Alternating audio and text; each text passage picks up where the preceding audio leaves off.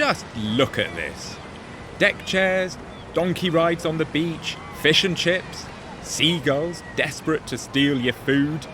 And behind me, one of England's most iconic holiday landmarks, the Blackpool Tower, standing proudly above the world-famous Tower Ballroom. And you know what that means?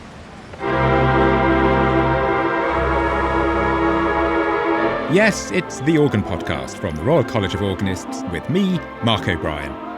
I'm about to get the Tower Ballroom all to myself in a moment to explore one of the most famous Wurlitzer organs in the world and meet the man who's been playing it for nearly 50 years, tower organist Phil Kelsall. Also in this episode, Tracey demonstrates some of the colours of the mighty Willis organ at St George's Hall in Liverpool as a new appeal is underway for some desperately needed restoration work. I think one of the worst things that happened to the organ was the incendiary bomb coming into the ceiling of the Great Hall in the May Blitz. The organ was then dismantled and left down below in what became a public air raid shelter. And I go back in time with William Whitehead to the 17th century and to a little-known English composer from the West Country who navigated the often dangerous world of religious tension to develop one of the earliest forms of the English voluntary. As I started playing it, I thought, goodness me, this is extremely well-written music. And my fingers were kind of discovering this music. And I was thinking, this is at the level of a William Byrd, some of this.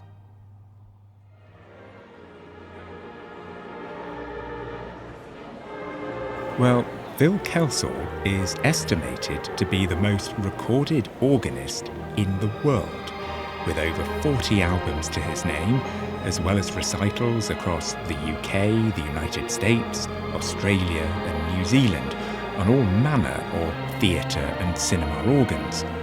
But his day job is right here, in the Tower Ballroom, playing the famous Wurlitzer organ, packing in an unbelievable 500 performances a year. Well, I'm sitting at the back of the ballroom right now, waiting for Phil to finish his final performance for this afternoon, and then I'm going to go backstage and meet him.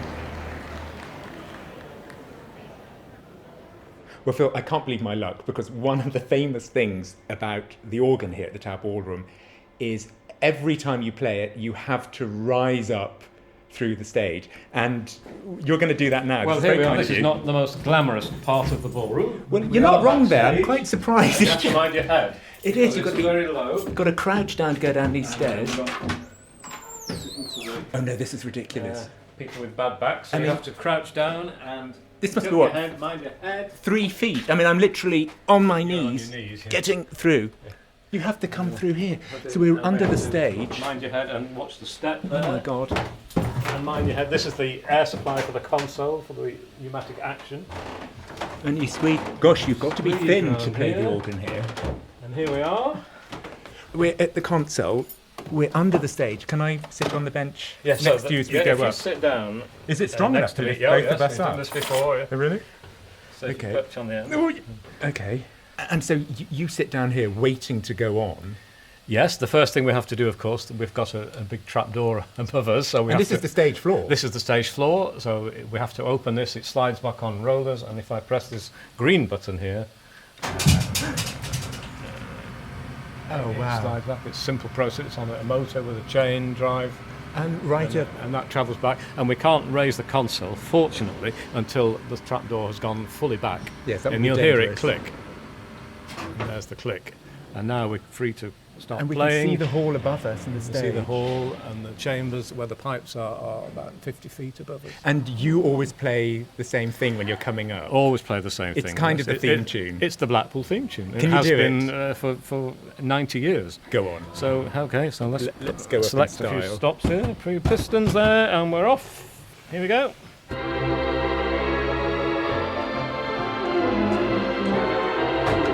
Whoa, here we go.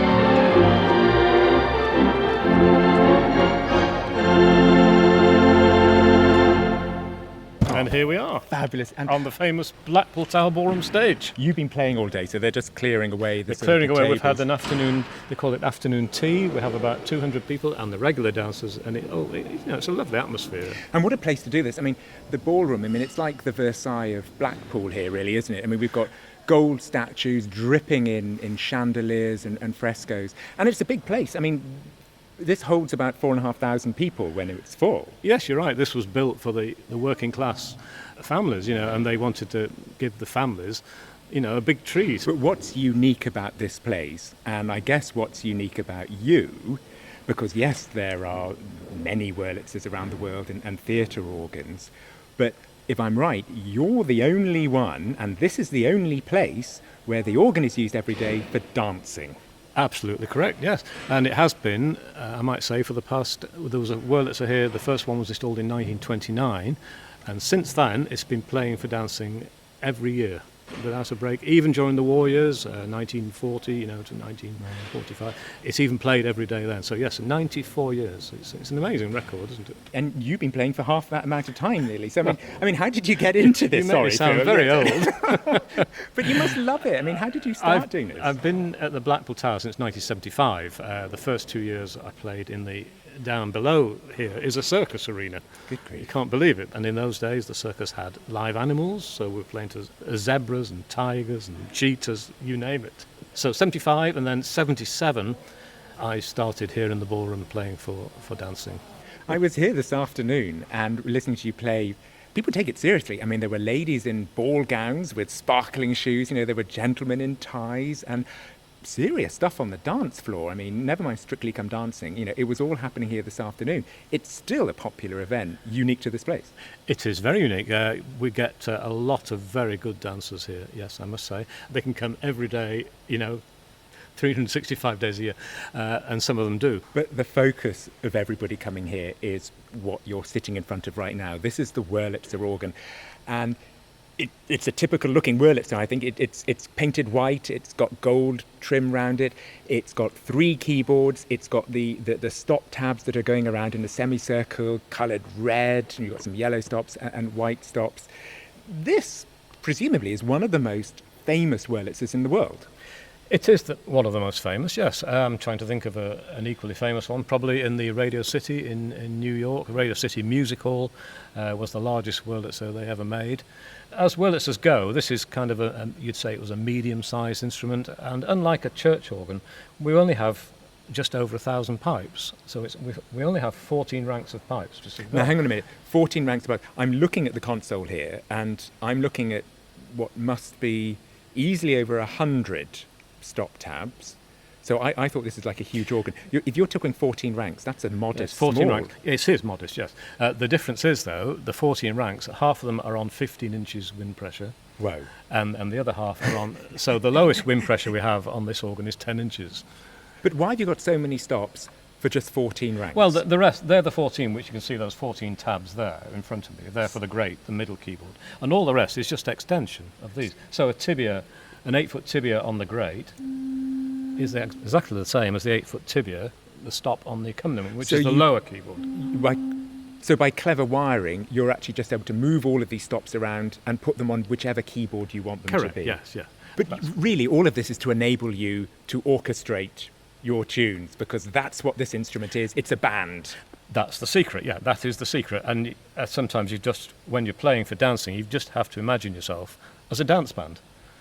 So for the bass, you obviously on the pedal will play the bass line, like a bass guitar in a band or a contrabass or whatever. And then the accompaniment is you imagine a band with a guitar, maybe a piano, so you've got the bass going, and then accompaniment would do the vamp on the offbeat, that type of thing. And then you play the tune on the grate.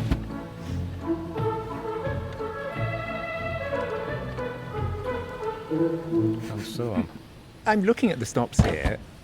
Not all of them are really familiar, because I can't see what I would be looking for, the diapason and the diapason chorus. You were talking about tibia. I mean, let's have a quick look. So we've got 14 ranks. So the red stops are the reed pipes. Right. So with things like a tuba, which is standard tuba. that's on 10 inches wind pressure. Gosh. And then we've got the tuba mirabilis, which is on 15 inches wind That's pressure. big.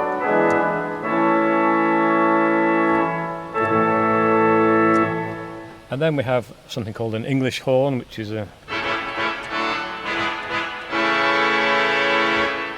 also on 15 inches wind pressure. So they're the reeds. Then we have these smaller reeds, and these are called colour reeds. So But that's it. Hold it. You're pulling out an 8-foot saxophone. Now that's new.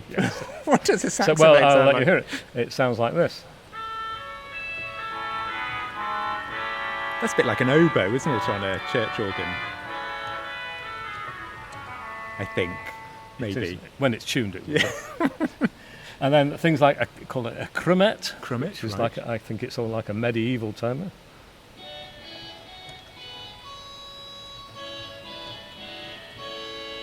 Where would you put something like that on a theatre organ? I mean, Well, that's a... it's the blending that's important. So let's go back to the tibia, which is a flute pipe.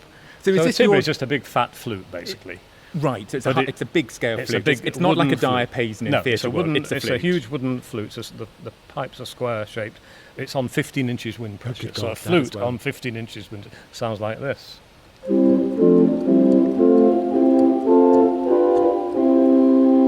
I mean, that's louder than your tuba. It is. So that's one. That's the main tibia. But then we have a second tibia, Right. so like you'd have a second diapason on that, which is more gentle, 10 inches wind pressure. So the two together. But the magic happens on the theatre organ when we add the magic word tremulant. I was going to say, because if we went upstairs now and looked at it, there would be reservoirs, there'd be wind chests, there would be pipes, but this does not sound like a church or a cathedral pipe Because organ. we have over-the-top tremulants. The tremulant boxes are huge on this. Is the whole organ a tremulant, basically? Yeah, we have, and as you can see, we have 1, 2, 3, 4, 5, 6 different tremulants for different. So there's a tremulant for the tibias, there's one for the reeds, the strings. So just let you hear the magic when we add the trem to this. This is the tibia, and then 8 foot, add the 4 foot, and the 2 foots, and then we add the trems.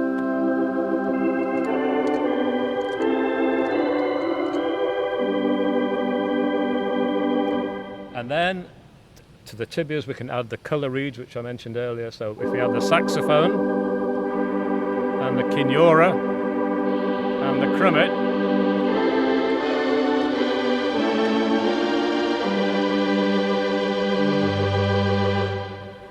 You've got a whole percussion department here. I was watching you playing earlier. Yes, you've got to play out the melody on the keys. You're accompanying the melody with your left hand or dividing the melodies around the console. Your left foot was doing all the work with the rhythm. With Your the bass, right the foot bass, yes. is on the swell pedals. How the heck do you put in the percussion? well, there's 2 types of percussion on the theatre organ. One is tuned percussion and one is non-tuned percussion. So the tuned percussion are things like the xylophone.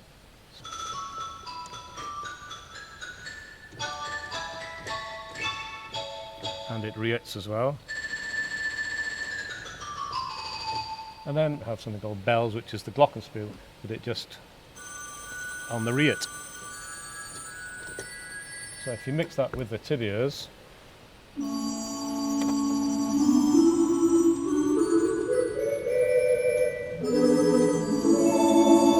and then something called a carillon, and then a set of tuned tubular bells. And even we have a set of sleigh bells. So actual tuned sleigh bells. Good grief. We also have a piano, which is, in the You've old got a days, we used to have a Bechstein, which was attached to the organ, but we don't use that anymore for logistic reasons, but we have a Yamaha attachment. But you've if got a I dare say. 16-foot, an 8-foot and a So 4-foot we've piano. got 8 foot, we've got 16,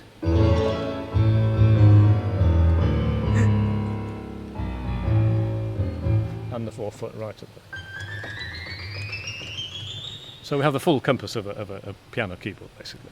And we can have that on any keyboard, so you can have it on the pedal, you can have it on the accompaniment. It's nice when you mix it with the glockenspiel, which is on a piston here on number 8, so...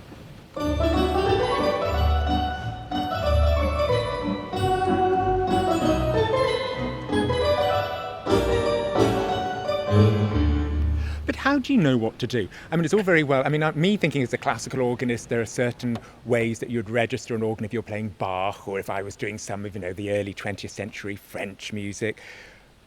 Where do you learn to work out whether you're using a piano or a xylophone with a tibia? It's totally, it's down to every organist is different, and that's I think one of the beauties of the theatre organ. It's not set in stone. No one plays the same.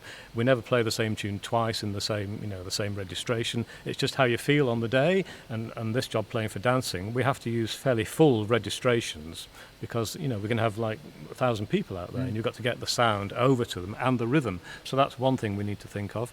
And you need to think of the music as well. And if it's a soft ballad, we're looking at maybe the tibias, and if it's a quick steppy piece, a rhythmical piece, we're looking at the reeds. But there's no book, how to play a theatre organ. Nothing exists. It's just purely your own judgment and your own experience, really. But you mentioned to me a while back about rhythm, and you were saying that many eminent organists can't actually play here because the discipline you need to accompany dancing, you've got to be like a living metronome. You can't just play in time. It's something different to that. The tempo has to be strict. Dancing is called strict tempo music. So there's no rubato. You can't be expressive. Not at all. Absolutely. Presumably you get heckled from the dance floor because everybody misses their step, and it's a disaster. Put it this way, I wouldn't have lasted nearly 50 years here if you're doing rubato when you play for dancing, But what's the repertoire? I noticed there's no music here. Do you just memorise the repertoire here? Do you have to learn it? Or are you really just extemporising on a theme and you just improvise on a familiar melody? Well, I think it's a knack of theatre organists that many of them can play by ear. A lot of the tunes we play are from the 30s and 40s, but, we've had to learn the tunes originally. A lot of the tunes from that era, they all have similar chord structures and formations, so it's kind of once you've learnt one and you can play by ear, something theatre organists can do easily, and we don't have to sit and learn it like you'd learn a Bach prelude. It's not like it doesn't work like that. Again, looking at the crowd this afternoon, there were people of all ages. I mean, they were leaning towards the higher end of the age market, but there were people of all ages. Do you have to keep this repertoire fresh? Is it all from the 30s? Do they know the tunes, or are they just interested in the rhythm to dance? No, good question. The problem is, with a lot of modern pop music, if you will, it just wouldn't come across on a theatre organ.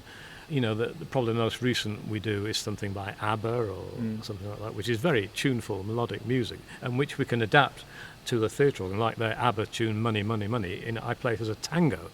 Oh, let's hear it. Go on, give us a blast. Can you do that? Oh, really? Okay. So it's basically A minor, isn't it?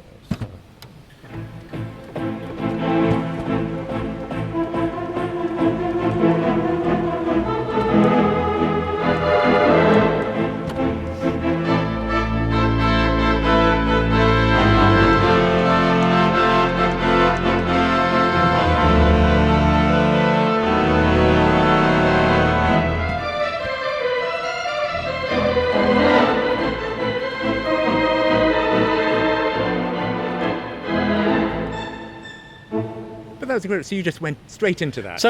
Once if you know the tune, and a lot of those pop tunes from that era, certainly from the 70s and the 60s, they're instantly transferable to a theatre organ and into dance tempo. And then what about a slower waltz? What would be a familiar thing that's popular here? Well, the most popular waltz is called Fascination, which is an old Italian tune, actually. So a more mellow sound.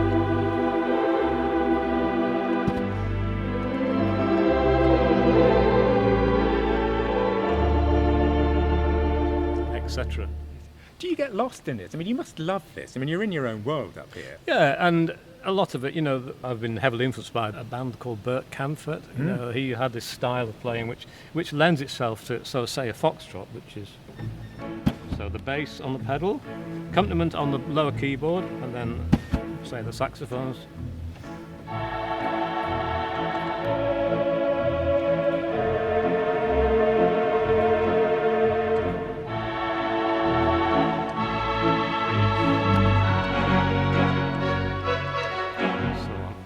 So you imagine yourself as a dance band from the 60s and the 70s, and then you can play the theatre organ.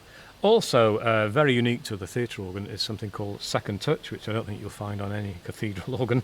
This is a means of having two different sounds on one keyboard, So if we take, for instance, the lower keyboard, called accompaniment, say a flute, a 2-foot flute, but then we have these second touch tabs which are along the back rail. So say we have select xylophone on the second touch. By pressing through harder on the keys. Oh gosh. So we've still got the first touch, which is the flute, and then second touch through to the xylophone. Oh, whatever you have, a glockenspiel? They're just pushing harder into the keyboard. Pushing harder, yeah. So there's a lot to think about. So it's good for, if you're playing something with a counter melody, or you can play the tune with it and still do the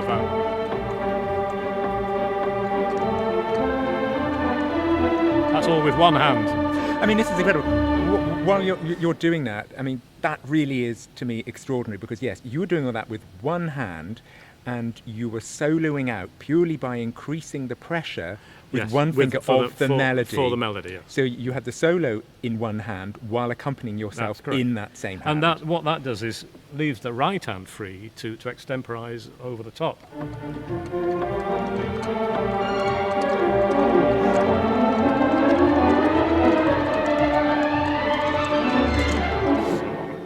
And that's mind-blowing. I don't know what to make of that. And that well, really sometimes is a it works. It's a lot of experimentation, and you've got to be in the right mood. Most times it works. It's a great gimmick, and it enables you to brighten the music rather than just having it mundane, cha.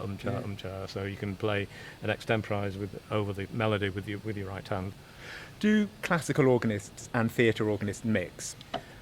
Well, some do, yes. I know a few. Definitely, a gentleman, you've probably heard of him, called Richard Hills. Yes. He's a fellow of the Royal College of Organists. He can play this, like nobody else.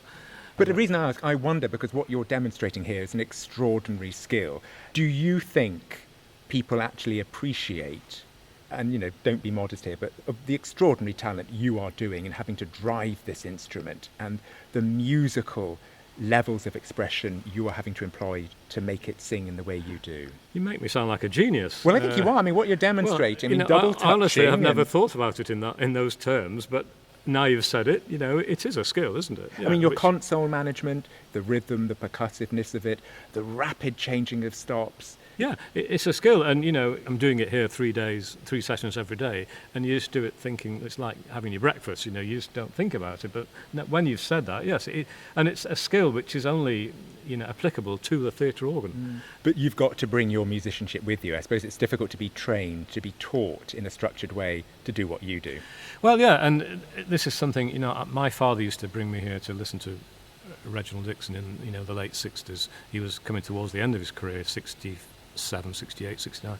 And I was just in awe of him. I used to arrive on a Sunday evening. There was no dancing allowed on a Sunday in those days. Can't believe it now. Good old days. But it was absolutely jam-packed. The atmosphere was electric, and we used to sit on the floor. I remember there was no seats available. We sit on the floor, and I was just in awe. And it inspired me to go and learn the piano and learn it properly. Start from the beginning and do all the grades on church organ. But the theatre organ thing is something, I'm sure it's from those early days of being here when Reg was in his heyday, and something has just flicked in my brain, and it's all I wanted to do. Well, Phil, you've been very kind, because I know you've been playing all day, giving me time to do this. What would be a good tune to play us out on? Okay, well, it's something nice and lively. It's something called 12th Street Rag. You can really fling around the keyboard, and it looks very impressive. Well, Phil, before we do it, thank you ever so much indeed for showing us around the organ. No, it's a pleasure. Great fun. Thank you. So here we go. This is 12th Street Rag. Not intended for dancing. You'd fall over and break your legs if you try and dance to this one.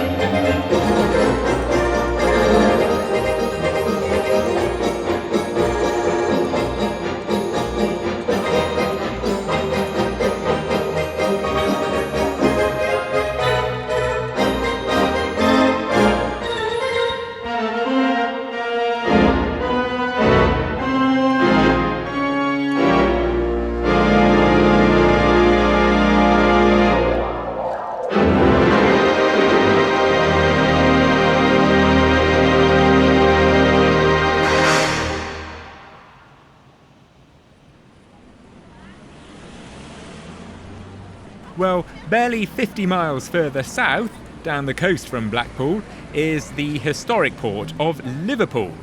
And I'm standing outside St George's Hall, a monumental building that looks like it's come straight from ancient Greece. Size matters in this city because not only is it home to the largest pipe organ in the UK, over at the Anglican Cathedral, but inside this hall is the third largest organ in the country. And when it was built in 1855 by Henry Willis, it was actually the largest musical instrument in the world. Well, this organ launched the career of Henry Willis and put him firmly on the map as one of the great organ builders, pioneering in its time with ideas of design and tonal colour, not least thanks also to the input of W.T. Best, the great Victorian virtuoso, who was city organist here for nearly 40 years. Well, the organ today is still an extraordinary and incredibly beautiful instrument, but it's now very much in need of repair and restoration. An appeal has been launched to help raise funds for this, and I'm about to meet Ian Tracey, the current city organist here, to get an idea of what work needs to be done and to hear some of that Willis sound. Well, Ian, we're at the console now. Already I can hear that perhaps there's a need for a little bit of attention, a lot of wind leaking around here at the moment. Yes, indeed. I mean, not as bad as it has been. We've re-leathered all of the reservoirs and all of the concussions, but the wind you can hear is leakage from the soundboard fascias and the drawstop machines and the trunking.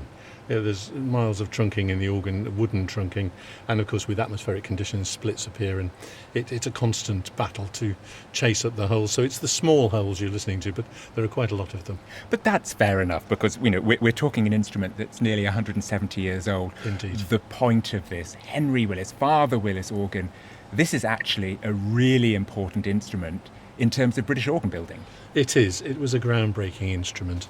Wesley was the consultant. Had Wesley had his own way and Gray and Davidson had built the instrument, it would have been very much an instrument of its time. And in fact, there was a delay. The podium that the organ was to go on wasn't finished. The money wasn't in place.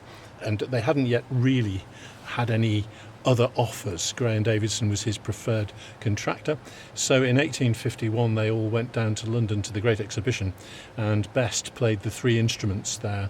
And he played Spohr's Overture to Giusonda on all three instruments, and the Willis one had the day. And so it was 1855 before the instrument came in, and by that time Best was able, he'd already been appointed organist to the corporation, later city organist, so he was able to influence things considerably. And it's his vision and Henry Willis's craftsmanship and his own groundbreaking skills which made this instrument what it is. In many ways, this organ is a pioneer in terms of how the future of organs, and that particularly with W.T. Best, how the organ being used for symphonic performance was to be developed.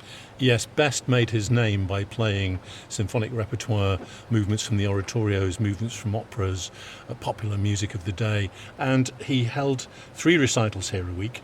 He wanted an instrument which had all of the orchestral colours on it so that he could actually interpret the orchestral colours that he was reading in the scores. He often played from full scores. A lot of the transcriptions, of course, he wrote out, and we have them in the city libraries in beautifully bound, hand-tooled volumes there of, I think, something like 5,000 transcriptions of his that he actually wrote out.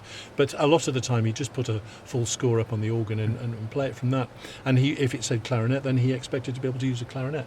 And Willis's action, so this was 100 stops, Willis's action of pneumatic lever action, enabling people like Best to play an organ of this size, which in old mechanics would probably have been impossible due to the actual pressure of putting the keys down. Yes, because the distances here are enormous. I mean, the swell, choir and solo are right at the back of the instrument and high up.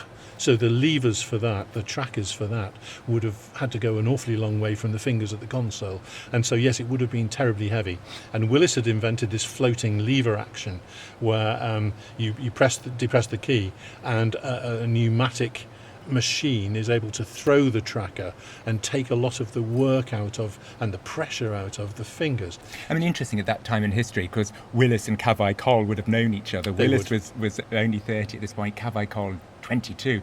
But really, it was the Cavai-Cole-Barker lever similar Absolutely. that eventually became the Yes, thing that led yeah. the way. But also Willis, if I'm right in thinking this organ, of enabling the player to be more musical, the use of thumb pistons and general pistons. This was an early invention of his. It was, but that came later because the original console just had the usual composition pedals which hefted out mechanically stops at the console, and really it was very undermanned in terms of registration aids.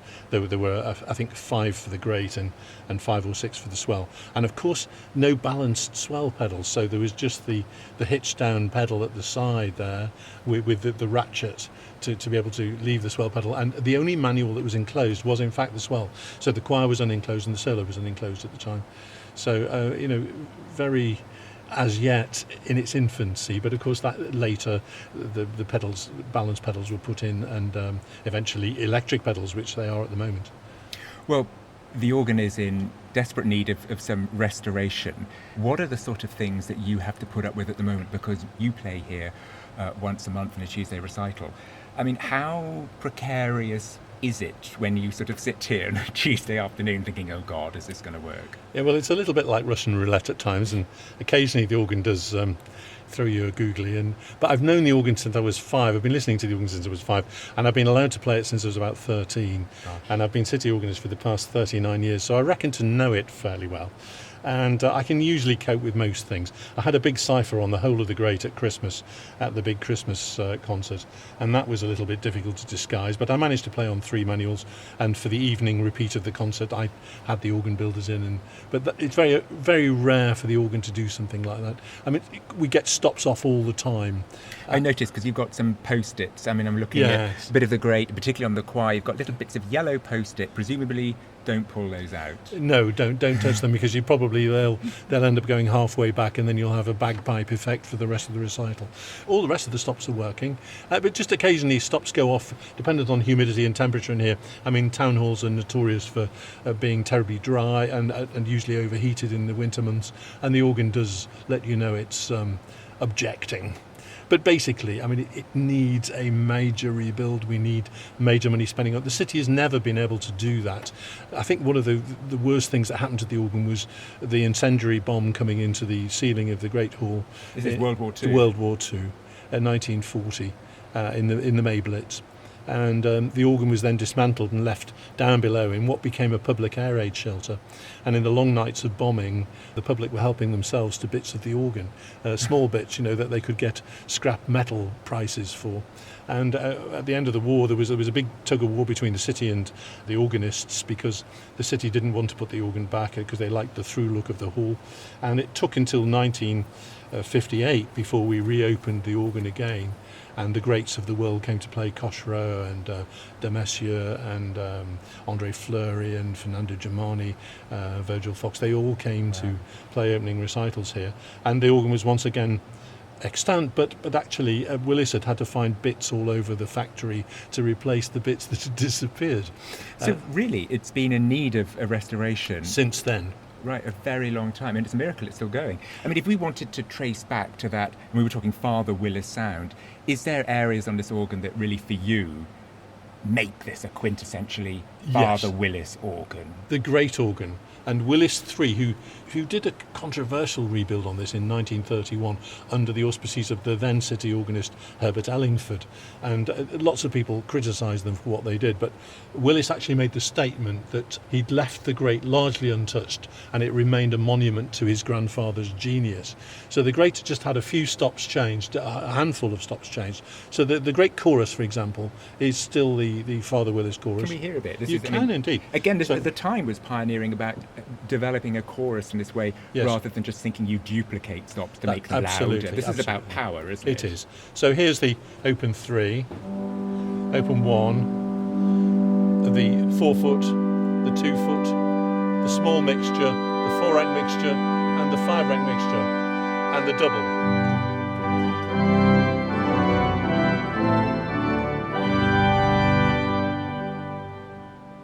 That's undeniably the Father Willis sound.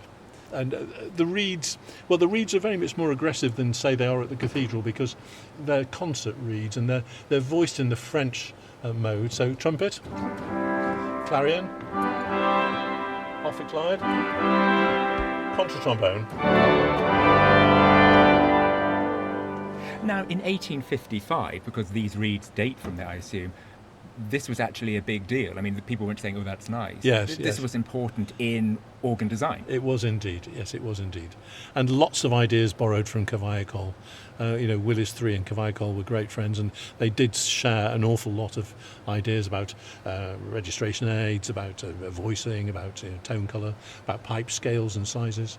So there's a lot of transmutation of ideas. And this organ, I've always said, has a very French accent as a result of that. And also distinctively quite high pressure. I mean, what I think is amazing, when this organ was built, it had 2 steam engines to run it. It did indeed. And these steam engines were running the organ until the 1920s. They were, yes. Mr. Best used to have to ring the city engineers half an hour before he required the organ to get enough steam up. And we were talking people shoving coal in before a lunchtime. Literally. But there were people shoveling coal in for the heating system for the hall, so it was just yet one more job to add to their list. But it was 1924 before we got a Rockingham blower plant, and that existed until the mid-1980s, but it was giving out, and it was never really adequate for the wind leaks which we'd now managed to own in the instrument. So we got 2 blowers from the Swiss firm of Meininger, one for the heavy pressure and one for the main organ wind, and those have served us very well since 1985. We've kept, at every stage, we've kept anything which we've changed as a piece of archaeology. It's downstairs. We've got lots and lots of room where all the citizens of Liverpool used to spend the nights of bombing. So now it's full of bits of organ bits. But that pressure is important, and even going back to the original Willis vision, because I think parts of your pedal here are on 20 inches. They are indeed, yes. And the solo division here, you've got the tuba mirabilis, which is 30? It's 40. 40? Yeah. And a diapason. Yes. Now, is that a Willis idea of having a high-pressure solo diapason on how much? Well, again, it was possible to solo out a melody.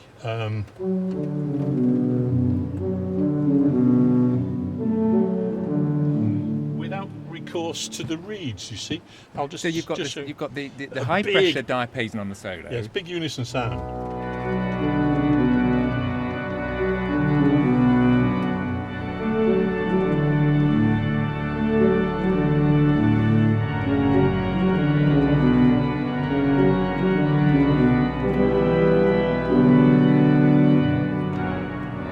I mean, that's extraordinary, because we're used to hearing that on a tuba. Yes, you would. Not a flute. I mean, really. Rather changes the quality of it, because that's not the quality that Mendelssohn had in mind. Similarly, for the second subject, we have a cello, so you can actually play that authentically as well.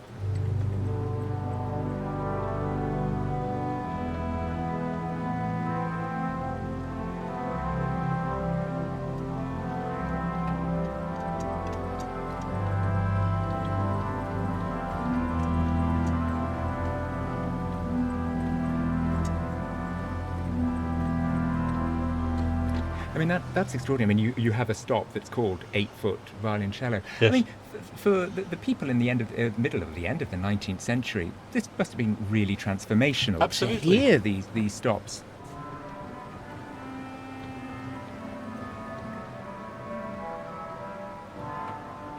We've got everything. Piccolo.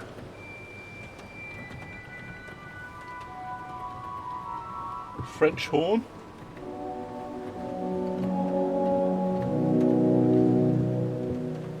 Even cathedral chimes.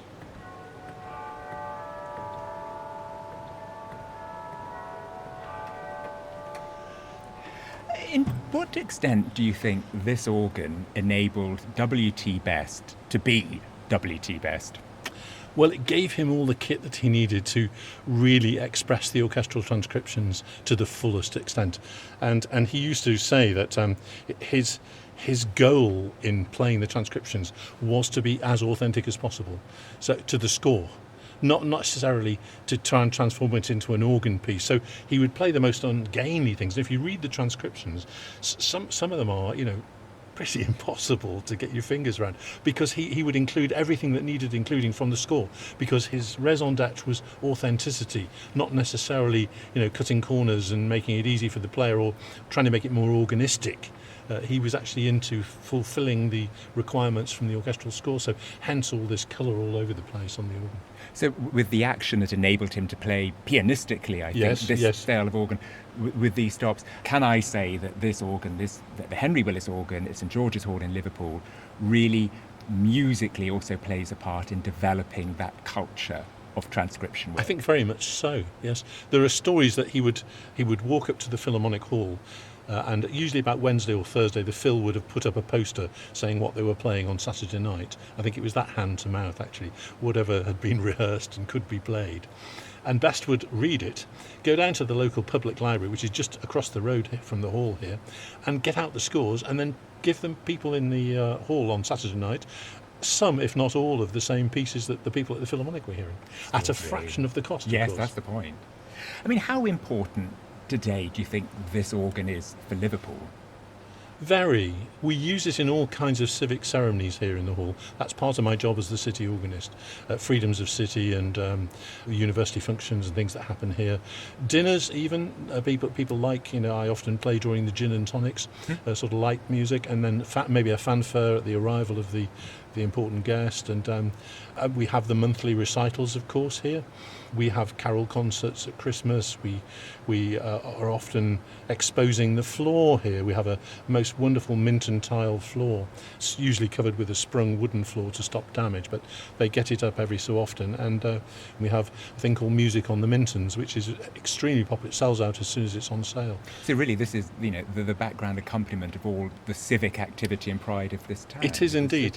And also for the man in the street, because I still play to the gallery. Was it the organist of Westminster Abbey at the day when Best was organist here, referred to that huge Liverpool organist which Best has weaned on trash. And because he played to the gallery, and I still do unashamedly. And we get people in here, they're not organists, 200 or 300 people on a Tuesday lunchtime, sometimes more, and they hear selections of things. I play them Bach, and I often play Franck and Widor and Vienne, and major repertoire, but they also hear other things. And I think that's very, very important, because the whole point of this hall was that it was for the public, for the people of Liverpool. Our motto is, God has given us this leisure time. And it was for the leisure of the man in the street in Liverpool. So Best's concerts were a farthing and a halfpenny, whereas the Phil concerts were already, a shilling kind of thing. So only the toffs went to the Phil, whereas Best had a massive, usually 1,200 people at a go in a recital here, and 3 recitals a week. And Best would entertain them, and that's what it's about, at money they could afford. So, we have a very cheap rate of admission here, and we collect a very loyal audience. And when I've needed things doing, like all the solo stops were disappearing one by one, and I made an appeal to our audience. There are 21 of them, and 21 good folk came forward, and each has their name on a stop. And we managed to get the stops back working thanks to the audience. So you've managed, yes, bit by bit to keep it going. But with this appeal and the work that needs to be done, presumably it's quite a lot of work now that it you need is to really. do. I mean, what's the priority, do you think? Well, we've always been into just fixing what needs fixing at a time, and we're just gradually going through it. The big tuba is out at the moment because that needs major work. It's right at the top of the organ. It's on 40 inches. I always say it's the largest tuba in captivity. Even though mine down the street is on 50, it's in a much, much, much larger building, so its impact isn't as cataclysmic as this one is in here.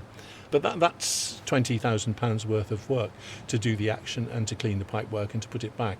And because it's so exposed, it is beyond using. And a very kind gentleman in our regular audience stepped forward and offered to sponsor that repair, and he has. And so we're having it done. But we're launching the appeal, really, to try and get more and more people involved and more people knowing about it. And perhaps we'll find another few people like him, who knows, who might give us that kind of sum, but just little sums, little by little, we'll sort it, I think. Now, you talked about your other one down the street. Of course, yes, you for a very long time have been associated with the organ, another Willis organ, a Willis 3 organ at the Anglican Cathedral here in Liverpool. You're very lucky there because, of course, it's the largest organ in England. It's one of the largest organs in the world. You come down here to the third largest organ in the country, but it must still be very special for you, with all you've got up in the cathedral, still to come down here and play on this Father Willis organ. It is actually. This organ has always held a mystique for me. It's the first organ I actually listened to. My grandfather was an organist in the city, and age 5 he used to bring me on a Saturday afternoon to hear Caleb Jarvis, one of my predecessors, play. And then my father would bring me on a Monday night to the Monday series. And I used to sit in the gallery just opposite this organ gallery here and watch, absolutely enwrapped. And this organ just excited me in a way that the Anglican Cathedral didn't at the time, which is a much more gentle liturgical instrument. It's a fine instrument, it's got lots of power, but this has a rabid sort of excitement to it, which the Anglican Cathedral probably doesn't. And I love the contrast of coming here on a Tuesday and playing the lunchtime recital, and then being able to go up to the Anglican Cathedral and play for Evensong at 5:30. Quite a different style and quite a different sound world. I've kind of grown to it in a way that the Anglican Cathedral was always this wonderful mystical jewellery box, high and lifted up, and I was a while before I got my hands on that one. But I like them both in completely different ways. But you're very lucky to have both. Absolutely, yes. Ian Tracey, thanks ever so much. Thank you very much, Mark.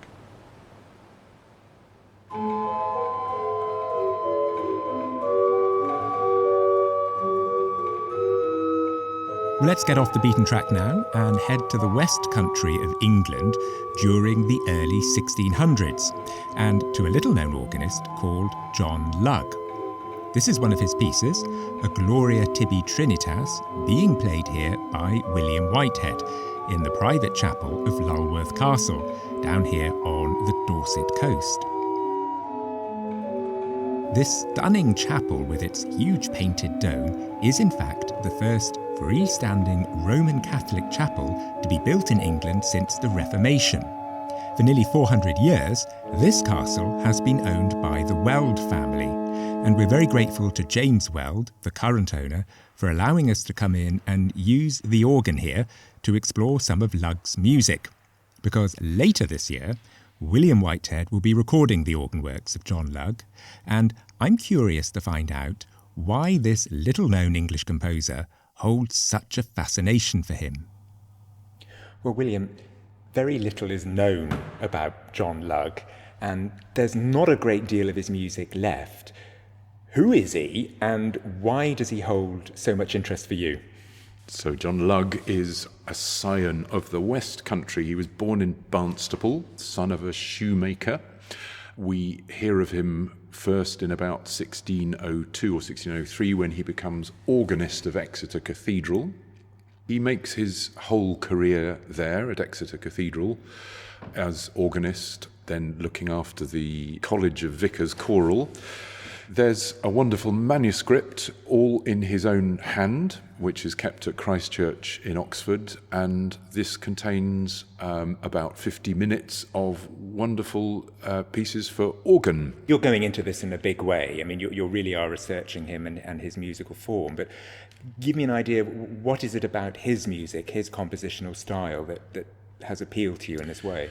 Well, I began to play through it. There's an edition by Susie Jeans and John Steele. I got hold of a copy of it, and I thought, as I started playing it, I thought, goodness me, this is extremely well-written music. And my fingers were kind of discovering this music, and I was thinking, this is at the level of a William Byrd, some of this. It's not all quite as modern as William Byrd, but it's incredibly well-written stuff. And that persuaded me to delve deeper and just discover more about him and about his music, really. And that places him well, because Byrd would be one of his contemporaries. So Lugge, born in, about 1580? About 1580, yeah. He sits in that very interesting period in English history, the end of the Tudor reign of Queen Elizabeth I, and then he goes through James I, Charles I, sort of sandwiched there before the Civil War, the Commonwealth happens. So, I mean, can you give me a flavour? Is there a little bit you can play to give me how we might compare with his contemporaries? Well, I'll play a little bit, and it gives us a chance to use some of the rather splendid sounds on this organ we have in front of us. I'm going to play just the opening of one of his voluntaries.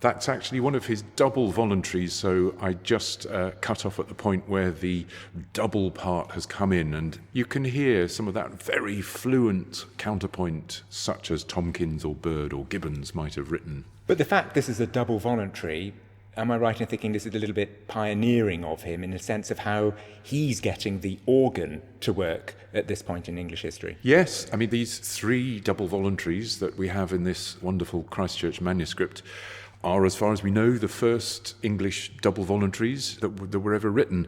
This is using a solo stop on the organ in a sense, is that right? That's the best guess, yes. And it hadn't been done really before in this way. No, surprising. You either need a two-manual organ, which is quite a rare thing at this point. We know about the organ in Worcester Cathedral of 1613, which had two manuals. And we can assume, I think, that the Exeter organ, which probably dates back to 1513, I think it is, also had two manuals, but it's a voluntary that exploits the possibility of having a solo voice drawn out. And in this case, the solo voice is in the bass, so exploiting the grandeur of a double manual organ. Well, we really need to talk about the organ we're playing it on right now, because, of course, the trouble with music, all music of this period, we don't really have any playable, surviving instruments. So sometimes we have to guess or we have to imagine. So we're here in Lulworth Castle. This is the private chapel of the castle estate. And we're on an organ by Richard Seed, a local organ builder, Bristol organ builder, built in 1785. Now, obviously, we're about 150 years probably away from Lugge, but you think this is a good example of an organ to play this type of music on? Yes, I mean, it is a bit anachronistic for Lugge, but then again, organ building culture in the Baroque period is a slow-moving creature. Things don't change very much, and we can hazard a guess that the sorts of sounds this wonderful organ makes would not sound alien to a John Lugge, or even earlier. Perhaps Tallis could sit at this organ and feel at home. Well, can you give me a tour? I mean, it's a fascinating instrument. It's a single keyboard, but we do have the long octave. Give us some of the sounds you think certainly Lugge would have appreciated, because this really is actually a beautiful organ. Well, so we've got, here's one of the divided stops. It's the stop diapason, so we've got treble and bass. I'm pulling out both stops, and lovely sweet sound.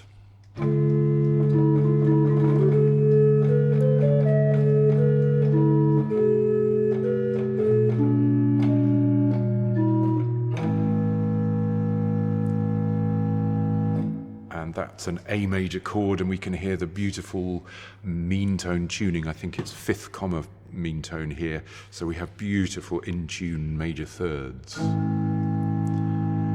And then we've got a fantastic flute. So the 4-foot, if I add that to a piece of Lugge, let me show you how it can make this music really shine. This is just the opening of John Lugge's Christi qui lux es. So you'll hear the chant in the top part and then rather playful descanting on the plain song.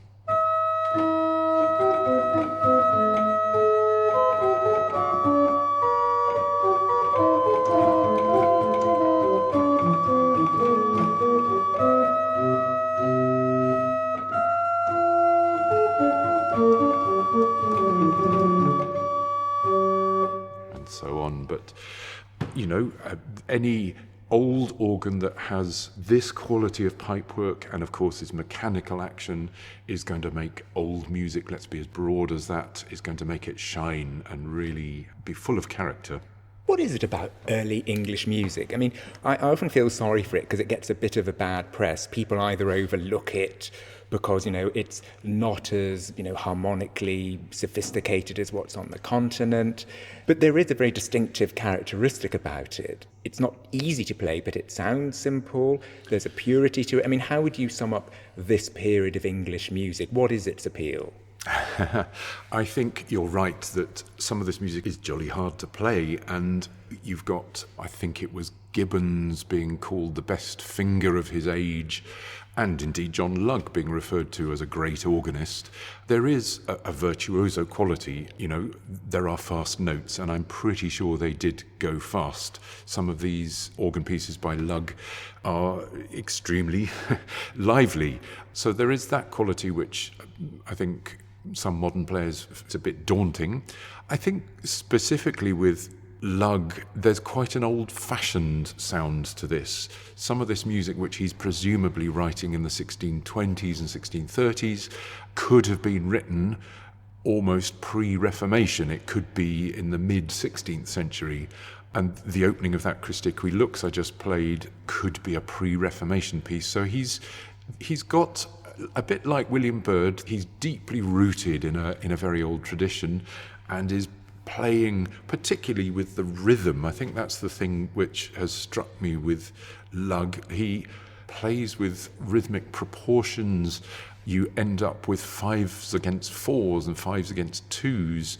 I mean, really quite modernistic, if you like, or certainly exploratory, quite an intellectual play with music, and that's something which I think gives it its particular colour. So let me just play a bit of the Christe Qui Lux, the second verse, where we get these fives against four and a really playful sense of what rhythm can do. And I'm going to use a little bit more organ now, so we've got 8, 4, 2 and the 12th going here.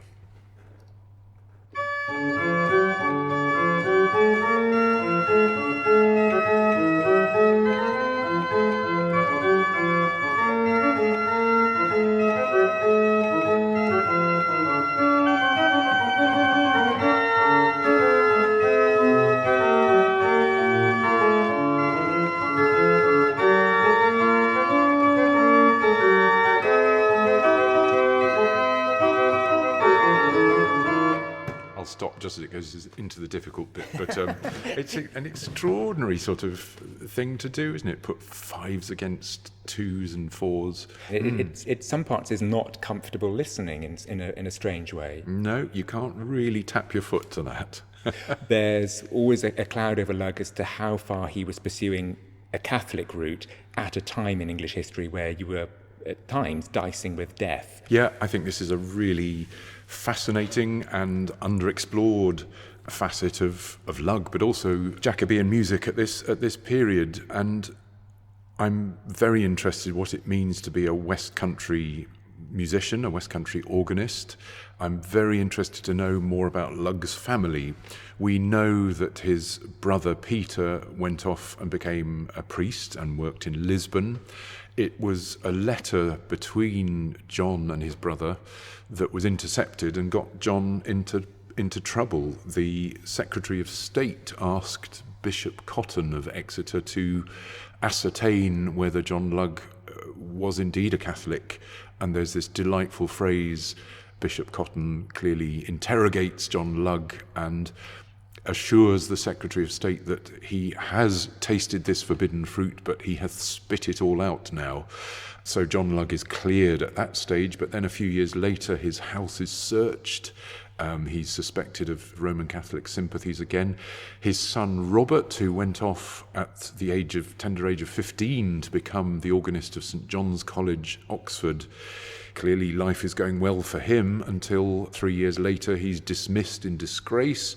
He goes off to the continent and appears at Douay, and he clearly becomes, always was, a Roman Catholic himself. So this atmosphere of covert Roman Catholicism.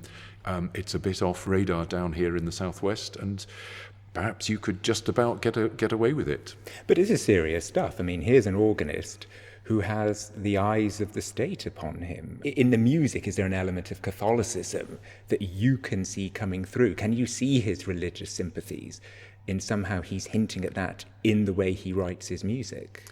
Well, I think you can. I mean, if you're going to set pen to paper and you're going to write Christe qui lux or Miserere or Gloria tibi Trinitas, these are the old Catholic chants. These are Sarum Rite chants, which John Lugge is not alone. Thomas Tomkins, John Bull, William Byrd, they are also at this period writing organ pieces based on these chants. But surely it is a flag saying, at the very least, I am nostalgic for the old religion. I mean, when you say Sarum chants, we're talking music that was really old in Lugge's time, in the 16th century. Yes, indeed. So it's the old pre-Reformation chants. We didn't use the Roman rite or any of the other rites that were going on around Europe. We had our own, the Sarum. So these melodies, here is Gloria tibi Trinitas. So you're about to play a melody that, as far as we're concerned today, is, 1,000 years old? Yes, I suppose, if not older than that. But survives in this very fixed form. It goes like this.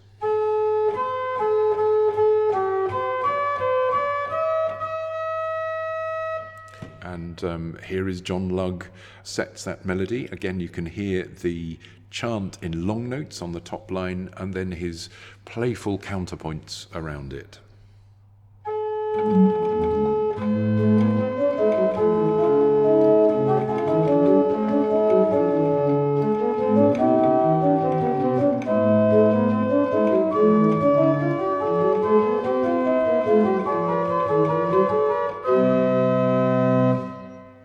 This manuscript that sits in Christchurch, it is the earliest pre-restoration manuscript in the composer's own hand that we have.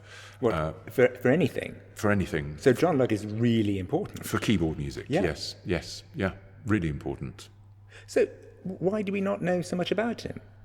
I don't know. I mean, I think composers who didn't have the lustre of being attached to the Chapel Royal or Westminster Abbey sometimes did fall between the cracks. There was plenty of provincial music making and composing going on, but it's part of this idea that Exeter is a bit off the radar. It may have had splendid music and a splendid organ in its day, but it's still a bit off the radar, and we simply forget composers who are a bit off the radar. Well, you are actually going to soon, later this year, record the entire works of Lugge, but despite what we've just been talking about, you're going to go to France to do this recording, is that right? Yes. It's, I feel a bit disloyal, but so what I really wanted to do was find an organ that had two quite specific characteristics. I wanted it to sound like an organ in a cathedral, so let's say Exeter, circa 1630. But I also wanted to find an organ with some original pipes that's in a temperament. I think it's incredibly important for this early music to find an organ that isn't in equal temperament. We just have so few of those in this country. But also I felt it was important to find some pipe work from the 1630s. So that's what I did. I'm going to go to Bolbec in Normandy, which...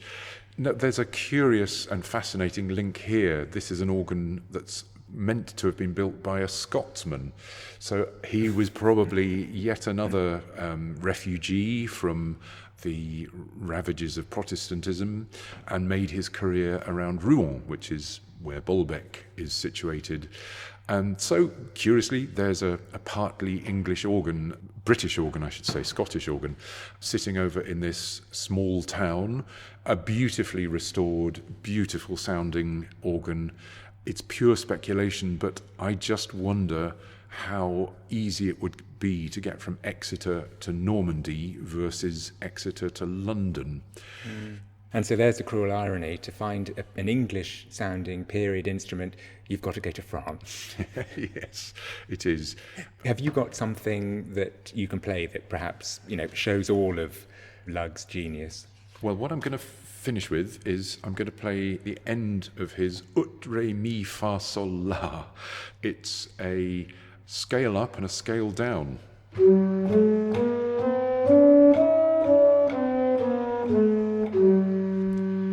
So if you like, it's a musical acrostic that various composers indulged in. It became a standard challenge, if you like. So John Lugge sets that up and down tune 9 times, and this is the sort of music that really attracted me to John Lugge, the complex and playful joy of rhythm. William Whitehead, thank you very much indeed. Great pleasure.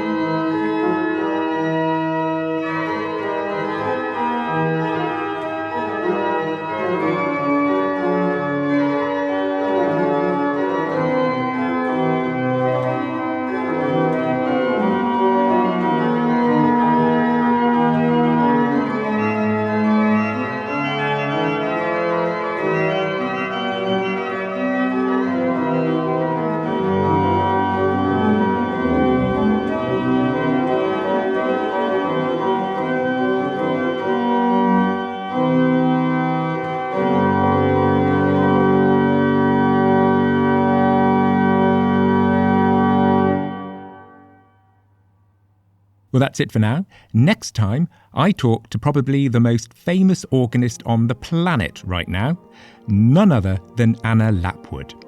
I'll be talking to Anna about her extraordinary rise to fame, the repertoire she plays, and some of the downsides to social media fame. So until then, from me, Mark O'Brien, goodbye.